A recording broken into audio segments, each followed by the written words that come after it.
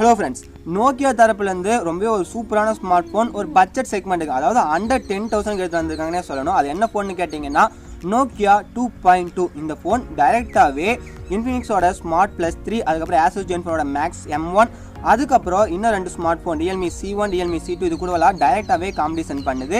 என்னை பொறுத்த வரைக்கும் இந்த ஃபோன் ரெட்மி 7 கூடவே சில இடங்களில் காம்படிஷன் பண்ணுதுன்னே சொல்லணும். இந்த ஃபோன் எந்த ப்ரைஸ்க்கு இந்தியாவுக்கு எடுத்துருக்காங்க, இந்த ஃபோன் வர்த்தா வாங்கலாமா வேண்டாமா, இது மாதிரி பல சுவாரஸ்யமான தகவல்கள் இந்த வீடியோவில் பார்க்கலாம். இந்த வீடியோக்குள்ள போகிறதுக்கு முன்னாடி மறக்காம கீழே இருக்க ரெட் சப்ஸ்கிரைப் பட்டன் அமர்த்தி நம்ம Tech420 சேனலை சப்ஸ்கிரைப் பண்ணிடுங்க.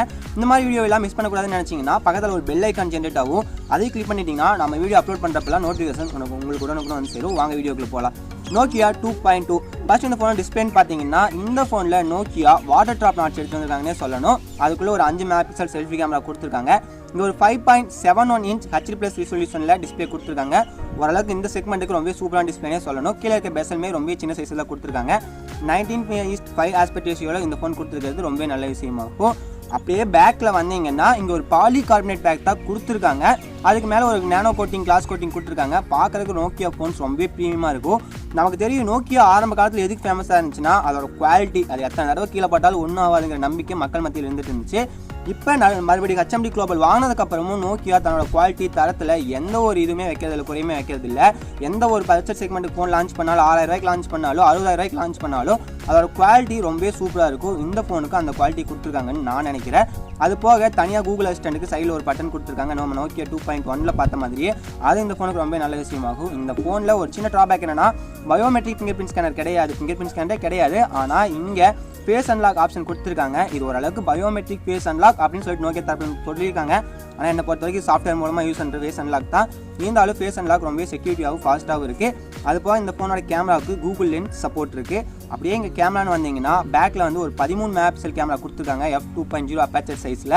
இந்த கேமரா கூட ஒரு LED ஃப்ளாஷ் கொடுத்துருக்காங்க. இங்கே சிங்கிள் கேமரா தான் கொடுத்துருக்காங்க.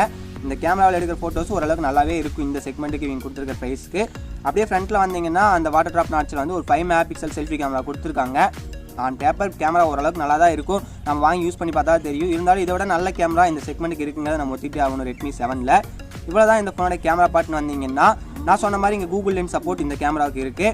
இதுக்கப்புறம் இந்த ஃபோனில் ரொம்ப முக்கியமான விஷயம் என்னென்னா ஃபோனோட ஹார்ட்வேர். இங்கே மீடியாடெக்கோட ஹீலியோ A22 அப்படின்னு சொல்லிட்டு ஒரு ப்ராசஸர் யூஸ் பண்ணியிருக்காங்க. இதோட கிளாக் ஸ்பீட் பார்த்தீங்கன்னா 2 GHz கிளாக் ஸ்பீடில் இயங்கக்கூடிய ஒரு ப்ராசஸர்.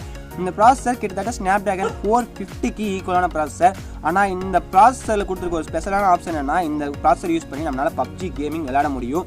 அதாவது நான் 2018ல் பார்த்தீங்கன்னா ஒரு பட்ஜெட் செக்மெண்ட்டுக்கு ஃபோன் வாங்கினா நிச்சயமாக இந்த ப்ராசஸரோட தான் ஃபோன் வர மாதிரி இருந்துச்சு. இந்த வருஷம் இதோட நல்ல ப்ராசஸர் பட்ஜெட் செக்மெண்ட் கொண்டு வர ஆரம்பிச்சிட்டாங்க.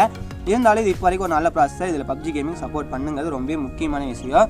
இவ்வளோ தான் இங்கே ப்ராசஸர். சாஃப்ட்வேர்னு பார்த்தீங்கன்னா நம்ம நோக்கியா 2.1ல் பார்த்தோம் ஆண்ட்ராய்ட் கோவில் கொடுத்துருந்தாங்க. ரொம்பவே ஒரு 5,000 கீழே இருக்க ஃபோனில் கொடுக்க வேண்டியது இந்த ஃபோனில் கொடுத்தாங்கன்னு சொல்லியிருந்தோம்.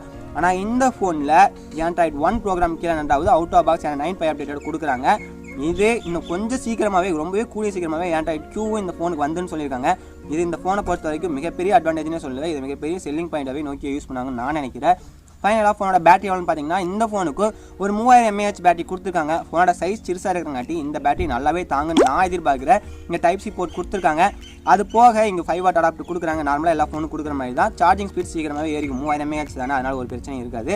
மற்ற ஃபோன் ரொம்ப சூப்பராக இருக்குது. ஃபைனலாக ரேம் ஆப்ஷன் பார்த்தீங்கன்னா 2GB ரேம், அதுக்கப்புறம் 3GB ரேம் கொடுக்குறாங்க. 16GB internal memory, 32GB internal memory கொடுக்குறாங்க. இங்கே ட்ரிபிள் ஸ்லாட் ஆப்ஷன் இருக்குது. நம்ம 2 சிம் யூஸ் பண்ணிக்கலாம். ஒரு மைக்ரோ SD ஸ்லாட் யூஸ் பண்ணிக்கிறது இங்கே ரொம்ப நல்ல விஷயமாகும்.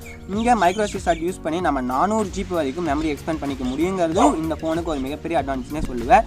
இப்போ ப்ரைஸ் என்னென்னு பார்த்தரலாம். இந்த 2GB ரேம் நான் சொன்ன பார்த்தீங்களா, அது 7,700. 3GB ரேம் வேரியன்ட் வந்து 8,700 லான்ச் பண்ணியிருக்காங்க.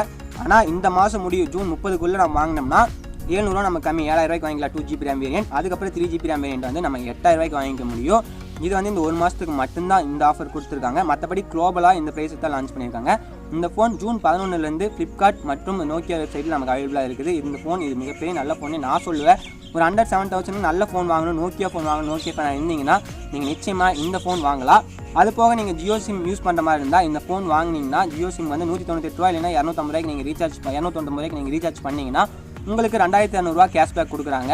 அது எப்படி கொடுக்குறாங்கன்னா 40 வவுச்சராக கொடுக்குறாங்க. 50 ரூபா வவுச்சர் நம்ம நார்மலாக ரீசார்ஜ் பண்ணால் ஜியோ எப்படி கேஷ்பேக் கொடுப்பாங்களோ அதே மாதிரி தான் இந்த ஃபோனும் கேஷ்பேக் கொடுக்குறாங்க. இந்த ஃபோன் உங்களுக்கு பிடிச்சிருக்கா வாங்கலாமா சொல்லிட்டு கீழே கமெண்ட் பண்ணுங்கள். இந்த வீடியோ பிடிச்சா இந்த வீடியோ லைக் பண்ணுங்கள். மறக்காம நம்ம சப்ஸ்கிரைப் பண்ணுங்கள். தேங்க்யூ.